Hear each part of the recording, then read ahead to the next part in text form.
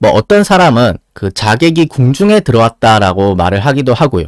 그 자객이 철로 된 갑옷을 입고 있었다라고 증언을 하기도 합니다. 그리고 또 어떤 사람은 그 자객이 뭔가 큰 장검을 차고 있었다.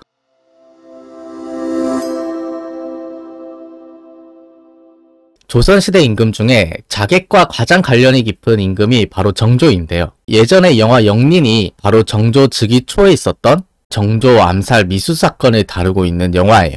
이 사건이 실제로 있었던 일이고요. 비수를 가진 자객이 정조가 거처하고 있는 존영각 지붕 위까지 올라가는 사건이 있었습니다. 이처럼 정조가 자객이랑 인연이 아주 깊은데 이 왕이 되기 이전에 세손 시절에도 이 자객과 관련된 소동이 일어나게 돼요. 그래서 오늘은 그 사건이 어떤 것이었는지 한번 사료를 통해 살펴보도록 하겠습니다.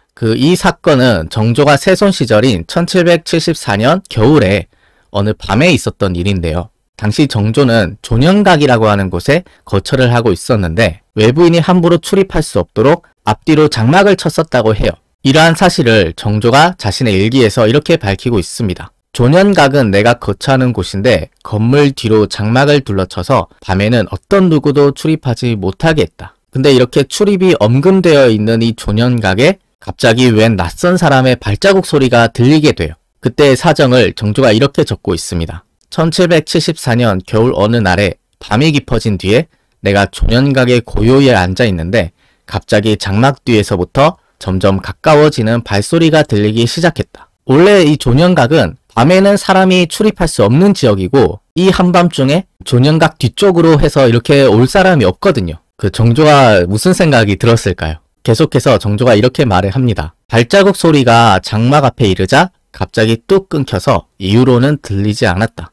내가 속으로 매우 괴이하게 여겨서 내관을 시켜서 나가서 살피게 했다. 정조가 내관을 시켜서 가서 상황을 살펴보고 오라고 한 겁니다. 그렇게 해서 정조의 명을 받은 내관이 이 촛불을 들고 그곳을 수색을 해봐요. 근데 놀랍게도 정말로 어떤 사람이 그 장막 뒤에 있었다고 합니다. 그 당시 내관이 그 상황을 살피고 와서 정조한테 이렇게 보고했다고 해요.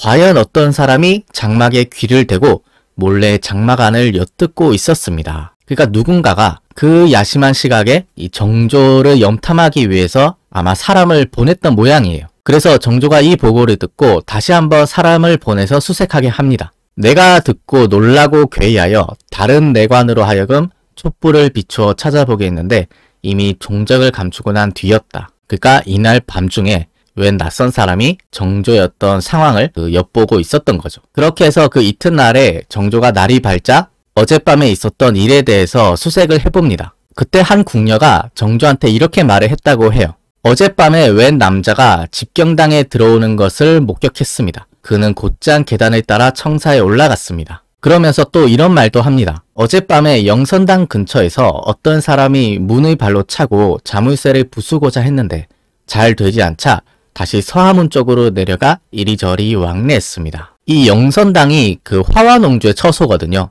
그 근처에서 어떤 사람이 뭔가 문을 열려고 했고 잘 되지 않자 또 다른 쪽으로 내려갔다는 것인데 웬 낯선 사람이 궁궐에 잠입해서 왔다 갔다 하고 이랬던 모양입니다. 그래서 정조 역시 이런 궁녀의 증언을 듣고 이렇게 생각했다고 해요.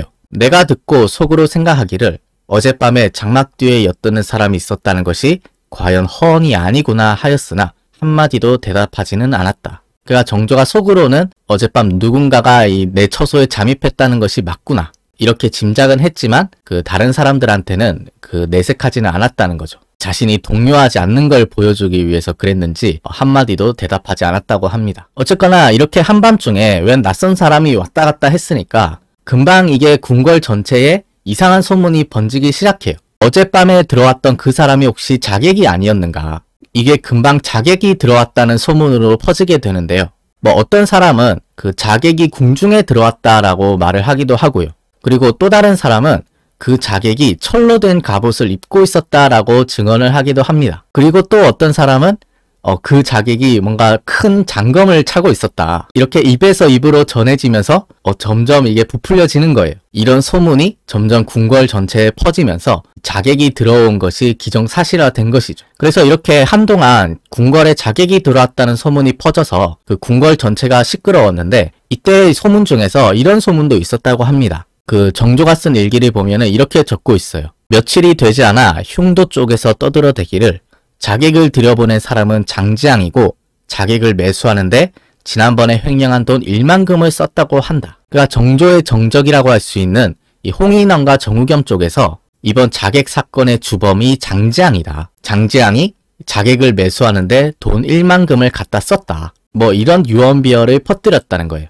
여기서 장지왕이라는 인물이 나오는데요. 장지왕은 예전에 영조의 명을 받아서 돈을 주조하는 일을 맡았던 사람이에요. 근데 장지왕이 돈을 주조하는 과정에서 50만 냥 가량 되는 돈이 사라진 겁니다. 그래서 영조실록을 보면은 이평이라는 사람이 이런 상소를 올렸어요. 장지왕은 성품이 재물을 좋아하고 탐이 많았는데 새로 주조한 돈 50만 냥이 사라졌는데도 감독자로서 행방을 모른다고 하고 있으니 전하는 말이 무성했다. 그가 이 50만 냥을 장지왕이 빼돌린 게 아니냐. 그리고 이 장지왕이 이때 횡령한 돈을 가지고 자객을 매수했던 것이 아니냐. 뭐 이런 소문이 정우겸이나 홍인환 쪽에서 돌았던 거예요. 이렇게 구체적인 인물까지 지목되어서 이 소문이 퍼지다 보니까 점점 더 자객 소문이 사실화되어 가기 시작했어요.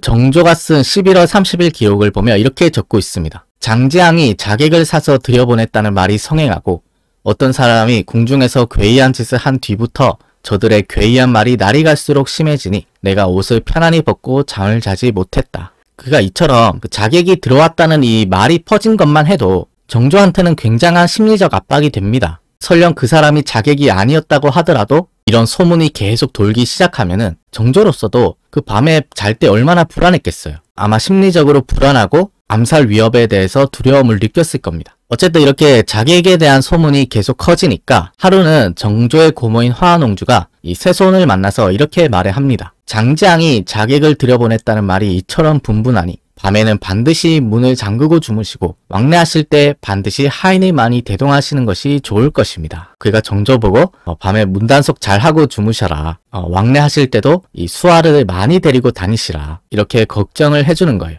이에 대해서 정조가 이렇게 말합니다. 자객이 어찌 궁중에 들어올 리가 있겠습니까? 몰래 잠입하고자 해도 경비가 삼엄하고 담장이 견고하니 이는 필시 내관과 궁녀들이 퍼뜨린 헛소문일 것입니다. 그러니까 정조는 자기가 동요하지 않는다는 거를 보여주고 싶었던 것 같아요. 말전하기 좋아하는 내관이나 궁녀들이 지어낸 이야기다. 자객이 어찌 궁중에 들어올 수가 있겠는가. 나는 이런 일을 가지고 흔들리지 않는다. 이렇게 고모한테 말을 해준 거예요. 이 말을 들은 화한옹주가 정조한테 이렇게 말을 합니다. 저하께서 장지왕의 본심을 어찌 아시고 이처럼 장담을 하시는 겁니까? 근래 장지왕이 횡령한 돈을 세손에게 뇌물로 갖다 바쳤다는 말이 있던데 그 말이 과연 허언이 아닌가 봅니다. 그러니까 이 말은 뭐냐면 장지왕이 예전에 돈을 주조하면서 돈을 횡령했다는 거예요. 그리고 그 횡령한 돈을 누구한테 바쳤다는 거예요? 바로 세손인 정조한테 뇌물로 갖다 바쳤다더라. 그가 지금 당신이 이렇게 장지왕을 감싸주는 이유가 혹시 정말로 장지왕한테 뇌물이라도 받았느냐. 그러지 않고서야 장지왕의 본심을 어찌 알고 그렇게 장담을 하는 거냐. 뭐 이렇게 약간 정조가 들으면 기분 나쁠 만한 이런 말을 했습니다. 정조가 이 말을 듣고 이렇게 생각을 했다고 해요. 자객 소동은 나를 현혹하고 동요시키려는 의도에서 나온 것일 뿐만 아니라 추측할 수 없는 흉도들의 비밀스러운 계략도 숨겨져 있을 것이다. 이런 일도 하는데 저들이 앞으로 하지 못할 일이 뭐가 있겠는가. 뭔가 여기에는 비밀스러운 계략도 숨겨져 있을 것 같다. 이런 일도 하는데 앞으로 쟤들이 하지 못할 일이 뭐가 있겠는가. 앞으로 뭔가 더 해괴하고 더 망측한 일이 벌어질 수도 있겠다. 뭐 이런 식으로 당시에 이 자객소동을 생각하고 있었습니다. 네, 오늘 이렇게 해서 정조의 세손 시절 있었던 이 자객소동에 대해 살펴봤는데요. 다음 3부에서는 정조가 세손 시절에 가장 고통스러워했던 자신에 대한 통제와 감시, 또 사찰과 미행에 대해서 한번 사료를 통해 살펴보도록 하겠습니다. 네, 오늘 2부는 여기서 마치겠습니다. 긴 시간 시청해 주셔서 고맙습니다.